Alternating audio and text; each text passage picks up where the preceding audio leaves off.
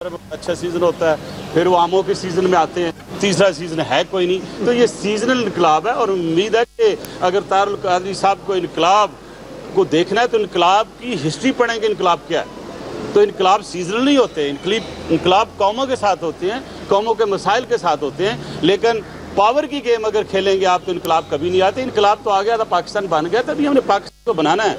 We have to set the direction of Pakistan right, no polarization. ठीक है, उनका हक है, वो बिल्कुल एक दफ़ा नहीं 10 दफ़ा जाएं, जलसे भी करें, जुलूस भी निकालें, पार्टियों का भी हो।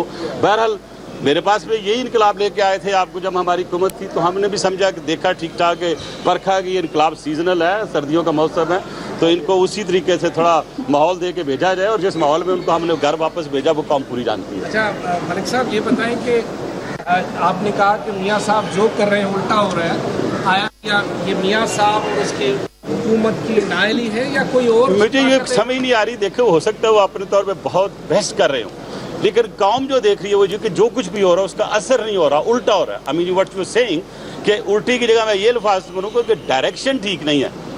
देखिए, डायरेक्शन से परसेंटेज भी होती है ना। अगर एक काम जो अगर 40% भी खराब हो गया तो वो फिर उसे खराब ही समझते हैं ना।